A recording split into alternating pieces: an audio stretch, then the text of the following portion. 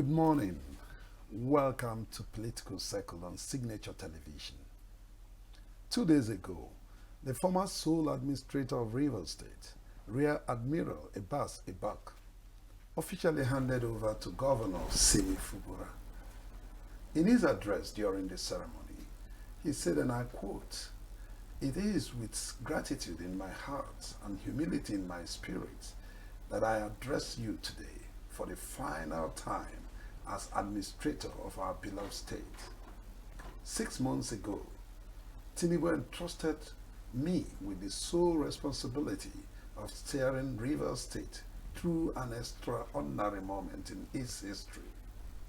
Today, I can say with conviction that the grace of God and through our collective efforts, the mandate has been accomplished. Law and order has been restored.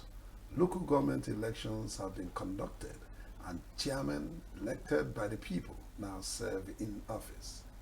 Those were the words of the former sole administrator of Rivers State. So, where do we go from here? How did it all begin? This we intend to unravel today on Political Circle. I am Luke Mbo, and joining me is Barrister Ogbonna Amos Okoro. He's a legal practitioner and a public affairs analyst. Barrister Ogbonna, glad to have you today on the show. Thank you. Thank you, Doctor. How did the whole thing come to you? The removal of the governor, the suspension, I beg your pardon, of the governor of Rivers State. How did it come to you? And then his reinstatement. Well, it came to me as a shock. It also came to me in form of disappointment with our entire political system. Our entire political system has no respect for due process. We like to create strong men, not strong institutions.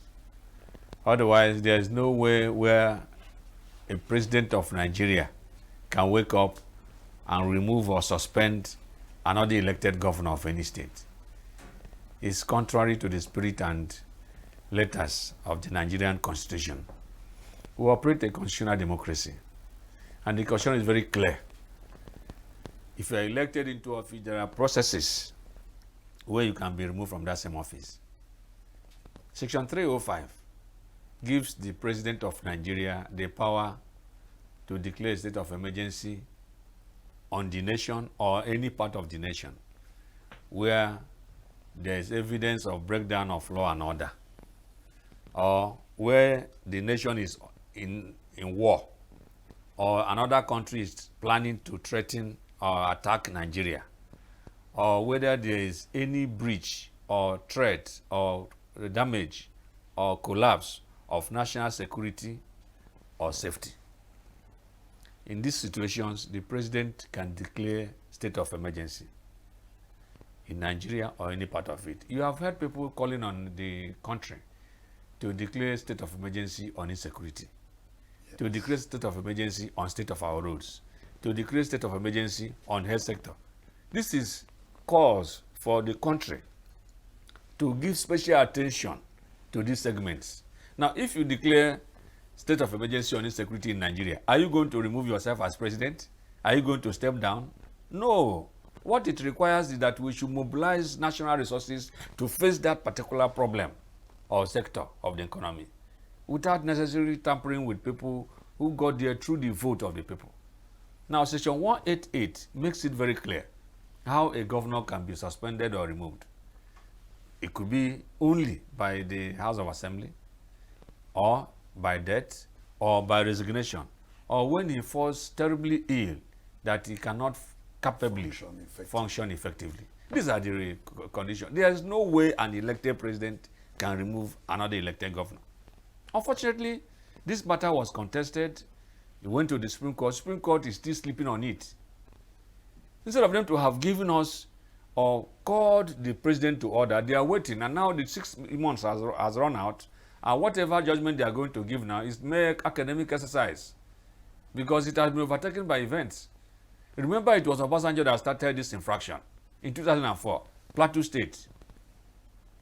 when there was this ethno and religious crisis in Plateau State that was so violent that lives and properties were compromised in Plateau State, he declared a state of emergency and removed the governor or suspended the governor.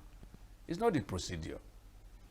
It's not the procedure. The Senate seemed to have approved it. Yes, because we have a rubber stamp Senate. Like the Constitution 305 says, if you declare a state of emergency, the Senate has to approve it within 2 days. If they are not in session, then they must reconvene immediately and approve it within 10 days. That is a check and balance on the power of the president. But we're not using it. The Senate president says, whatever president brings, we shall approve. On your mandate will stand. So if people, senators, legislators who are supposed to check the executive are now singing on your mandate will stand, how can they have the mental energy to critically look at anything coming from the president?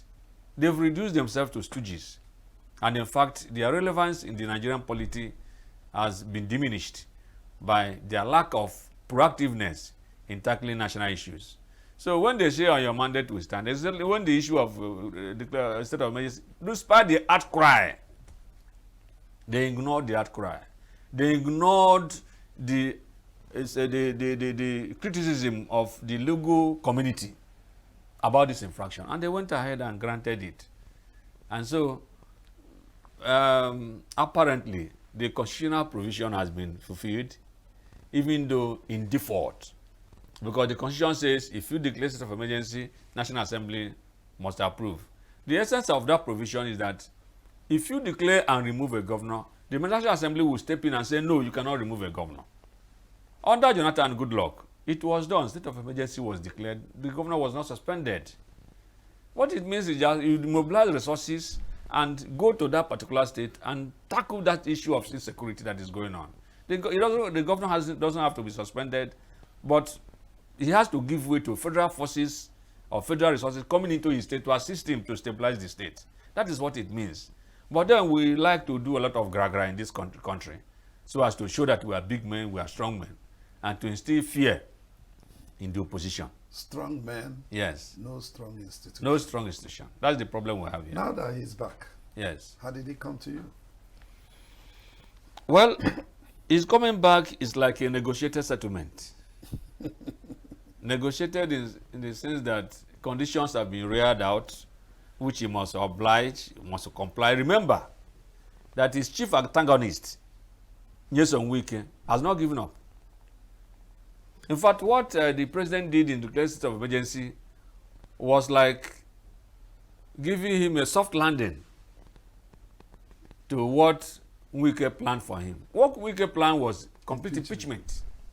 And he's not backing down.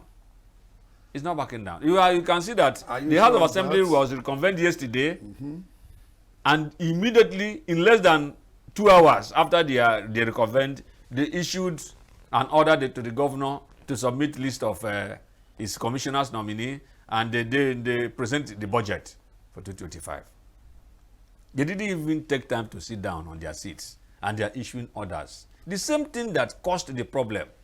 How can you order the governor of a state to submit the list of commissioners nominee? Let's talk about the things that caused the problem. Let's look at the political undercurrents. Yes. That really caused this problem. What caused the problem is that the former governor of Rivers State, Nyesom Wike, ran his 8-year term and did not want to let go. He still wants to be in Abuja and be in Rivers. He feels that if he gives the governor enough powers, that he will steal his structure. Remember, he is nominated by the president to work as Minister of FCT for a special purpose. That purpose is to hold Rivers State for him for 2027 election. Because Rivers State, because of demographic figures we see in Nigeria, is very critical to any national election. And he did his best in 2023 to do what he knows how to do best, to make sure that he corners the vote of Rivers State for APC. And he was rewarded with the appointment of FCT minister. The president is still interested in FGC, in Rivers State. Yes, the president. We have Lagos, Kano, and Rivers. The highest numerical strength in demography. and in voting strength. So now, leaving a governor, a PDP governor in Rivers, and you now working for APC, giving the government, the governor enough powers to run his state will mean that he will take away your structures. And that is why he's fighting. And he has succeeded in turning the entire structure in Rivers State to APC. And so, he hasn't let up. Now, Chief Fubara has to comply with all the conditions that have been reared out for him. Otherwise, the issue of impeachment is still staring him in the face. So, as a matter of fact, he's an embattled governor, to say the least. But I heard Mwike recently, I think it was yesterday, saying that Fubara was part of every decision taken while he was on suspension.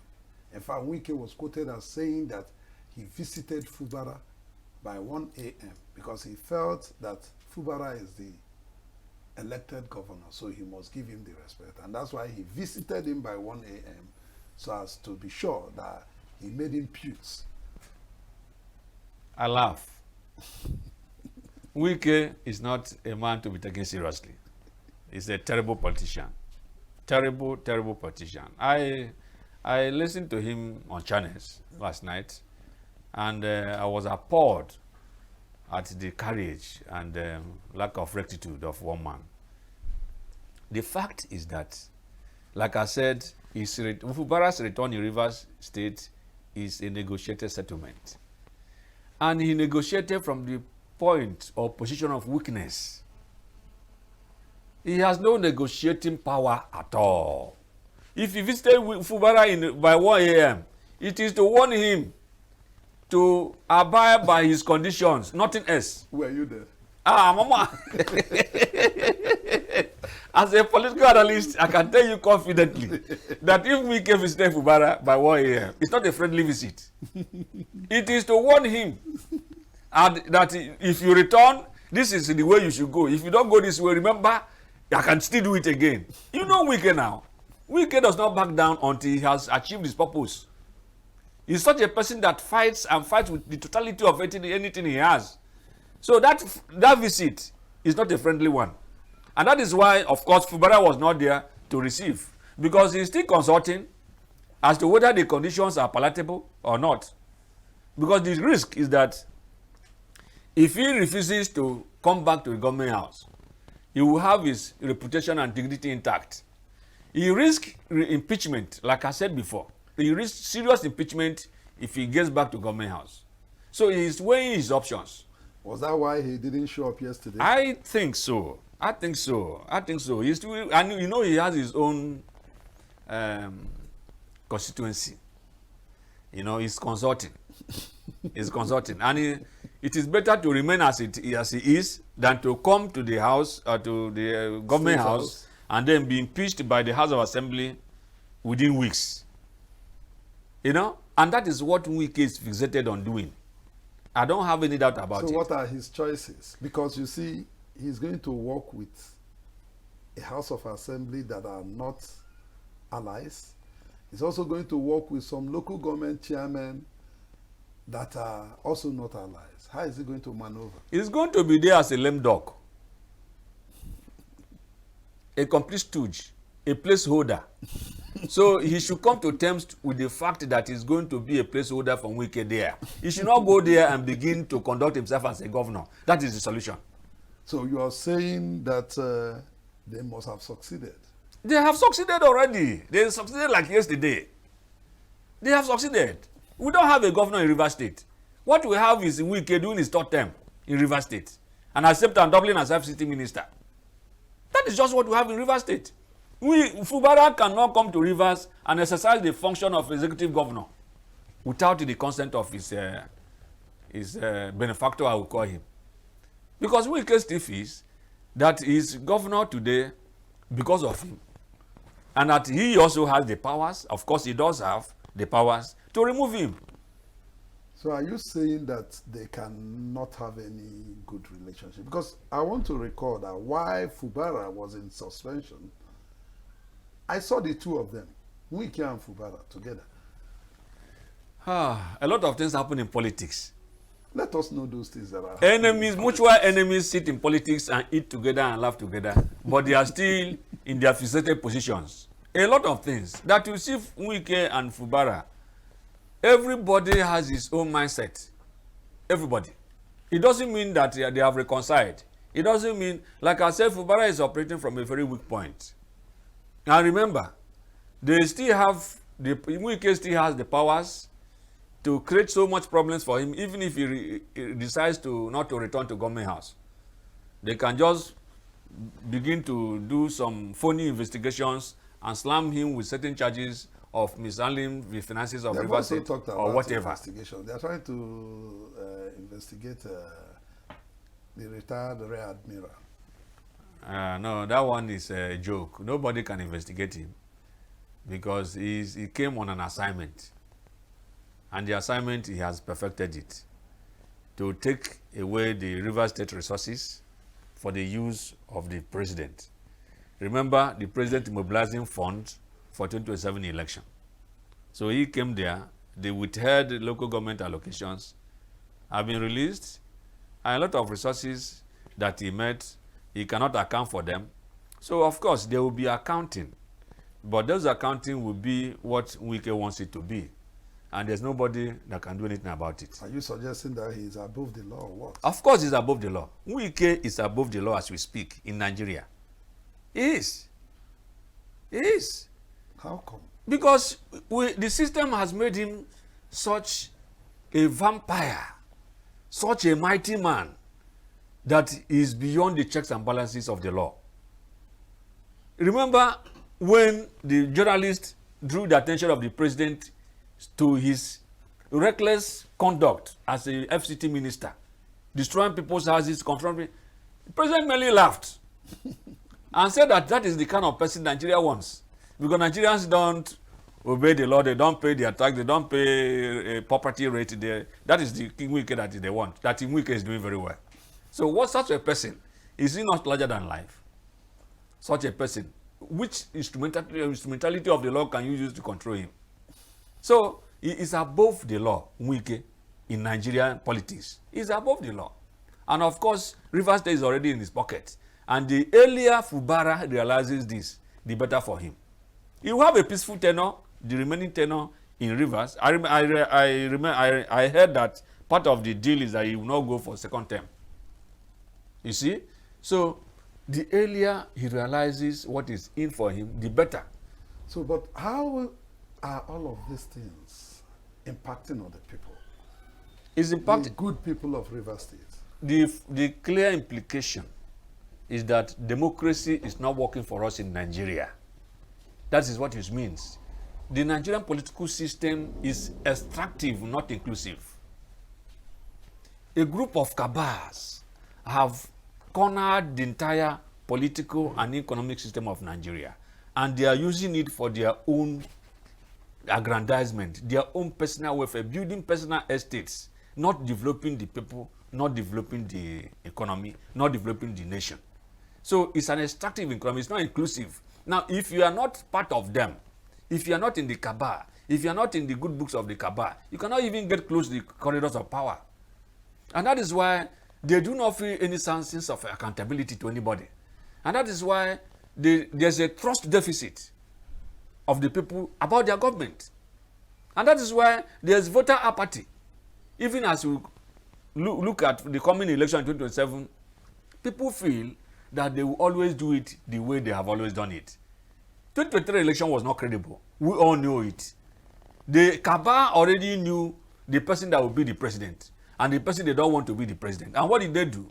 On the election day, they allowed the National Assembly election to go peacefully through IRF, and then they switched off IRF for the presidential election.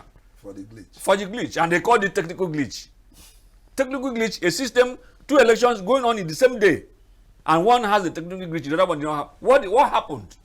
The court told us that it is not their responsibility to know what happens in the election. So if you are alleging that technical glitch was manipulated, it's a criminal allegation, you have to prove it beyond reasonable doubt.